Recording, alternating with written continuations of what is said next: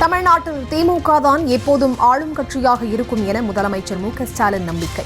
எதிர்க்கட்சியாக யார் வர வேண்டும் என்பதில்தான் போட்டி நிலவுவதாக எடப்பாடி பழனிசாமி குறித்து கிண்டல்.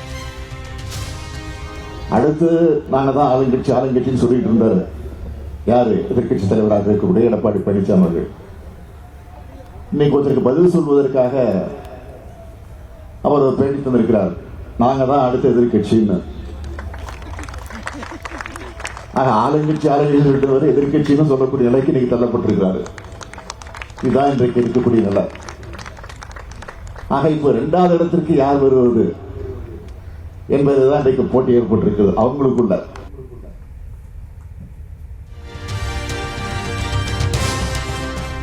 அஞ்சி நடுங்கும் எதிர்க்கட்சியாக அதிமுக உள்ளது. முதலமைச்சர் மு.க.ஸ்டாலின் கடும் விமர்சனம்.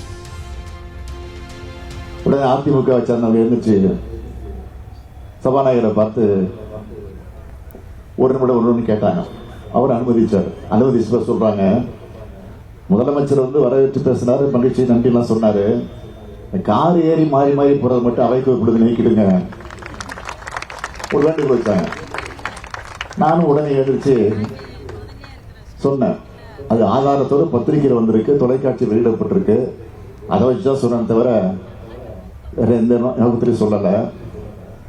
ஆகவே அதை சொல்ற காரணத்துல மாறி மாறி போனதை சொன்ன காரணங்களும் உங்க மனது புண்பட்டு இருந்தா அதை நீக்கிடுங்க அப்படி நானே பெருந்தன்மை சொல்லிட்டேன். எதற்காக சொல்றேன்னா, இப்படி பயந்து அஞ்சு நடுங்கி இருக்கக்கூடிய ஒரு நிலையில தான் எதிர்கட்சி செயல்பட்டு இருக்கு.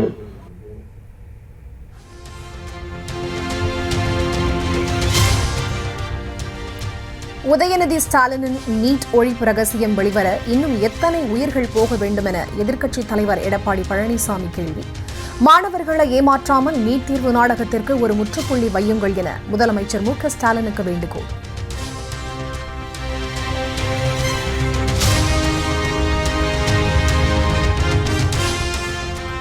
நீட் தேர்வை ரத்து செய்தால்தான் பாஜகவுடன் கூட்டணி என்று உறுதியை பெற்றுக்கொண்டு கூட்டணி வைக்க தயாரா? அதிமுக பொதுச் செயலாளர் எடப்பாடி பழனிசாமிக்கு அமைச்சர் தங்கம் தென்னரசு கேள்வி.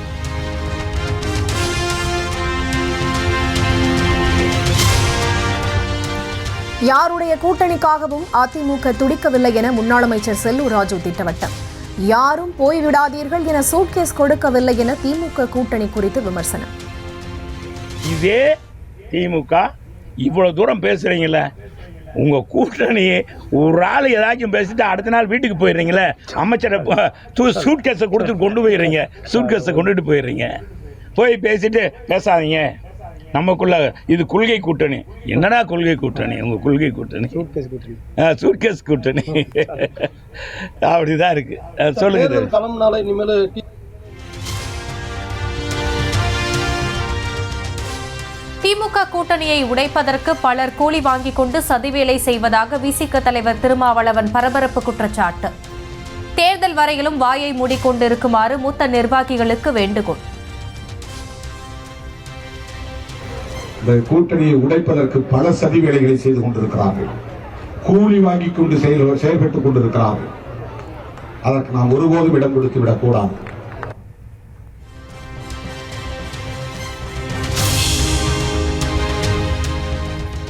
தமிழ்நாட்டில் கால் ஊன்று நினைக்கும் பாஜக முதலில் அதிமுகவை தான் பலவீனப்படுத்தும். தப்பி தவறி பாஜகவுடன் கூட்டணி வைத்தால் எடப்பாடி பழனிசாமி கதை முடிந்துவிடும் என திருமாவளவன் எச்சரிக்கை. ஆகவே எடப்பாடி அவர்கள் தப்பி தவறி அதிமுகவோடு போனால் கதை முடிந்தது, அவ்வளவுதான். பாஜகவோடு மன்னிக்க வேண்டும், அதிமுக பாஜகவோடு போனால் கதை முடிந்தது. குற்ற செயல்களில் தமிழகத்திலேயே முதன்மை மாவட்டமாக திகழும் மதுரை. மாவட்ட ஆட்சியர் சங்கீதா வேதனை. தமிழகத்திலேயே முதன்மையான மாவட்டமாக இருக்கு. நமக்கு யாருக்கா இது பெருமையா இருக்குதா? வெட்கி தலைக்குடிய வேண்டிய ஒரு விஷயமாக நம்ம அதை பார்த்தோம். அதிலே மாவட்ட ஆட்சித்தலைவராக அந்த நேரத்தில் இருந்த எனக்கு ரொம்ப வேதனை அளிக்கக்கூடிய ஒரு விஷயமாக இது. தமிழகத்தில் 11 இடங்களில் சதமடித்த வெயில். மதுரையில் அதிகபட்சமாக 104 டிகிரி ஃபாரன்ஹீட் வெப்பம் பதிவு.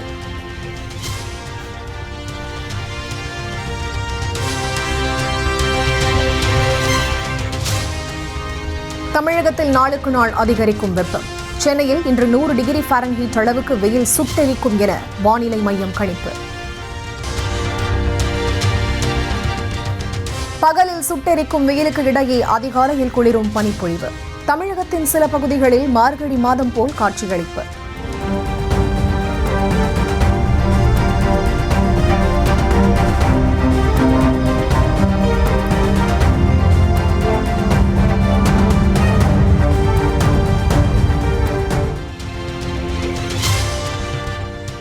சுகாதாரமற்ற தண்ணீரை விற்பனை செய்த பிஸ்லரி நிறுவனத்தின் மீதான புகார் தொடர்பாக 8 வாரங்களுக்குள் நடவடிக்கை எடுக்க வேண்டும்.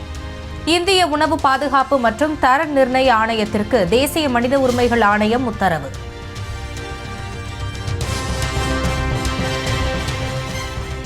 நாமக்கல் பண்ணையில் முட்டை கொள்முதல் விலை திடீரென 10 காசுகள் உயர்வு.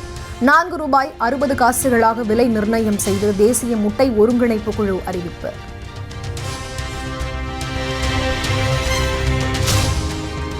கன்னியாகுமரி மாவட்டம் 5 கிராமம் நகைக்கடை கொள்ளை வழக்கில் 3 கைது. 55 சவரன் தங்க நகைகள் மற்றும் 15 கிலோ வெள்ளி பொருட்கள் மீட்பு.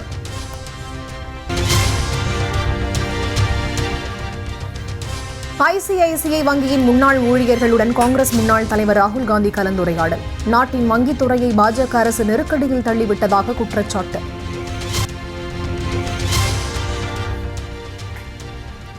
ஒடிசா அரசியலில் ஓங்கி வளர்ந்த தமிழர் வி.கே. பாண்டியனின் மனைவிக்கு விருப்ப ஓய்வு.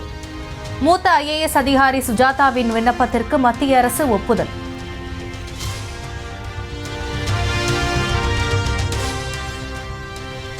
உத்தரப்பிரதேசத்தில் ராம நவமியை முன்னிட்டு சட்டவிரோத இறைச்சி கூடங்களை மூட உத்தரவு. மத வழிபாட்டு தளத்திலிருந்து 500 மீட்டருக்குள் இறைச்சி விற்கவும் தடை.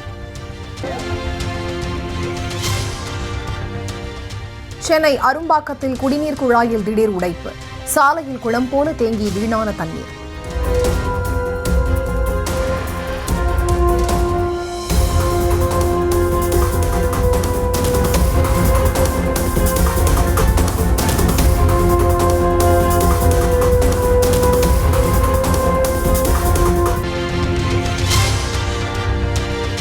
ஆந்திராவில் வயல்வெளியில் சர்வசாதாரணமாக உலாவிய ராஜநாகம். 16 அடி நீளமுள்ள ராஜநாகத்தை கண்டு மக்கள் அச்சம்.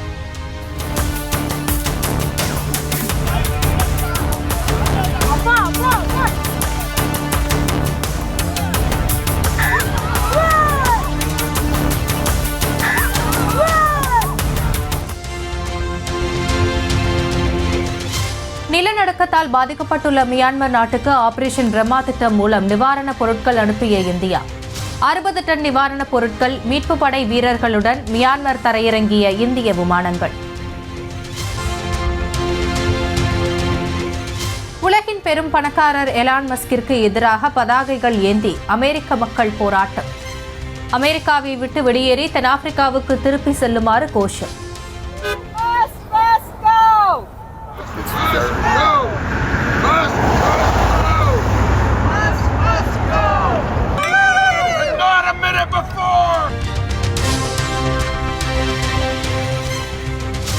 IPL திருவிழாவில் இன்று 2 லீக் ஆட்டங்கள்.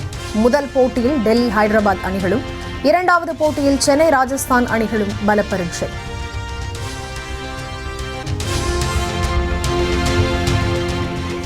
திருச்சி திருவானைக்காவல் ஜம்புகேஸ்வரர் அகிலாண்டேஸ்வரி கோவில் பங்குனி திருத்தேரோட்டம். ஏராளமான பக்தர்கள் வடம் பிடித்து இழுத்து வழிபாடு.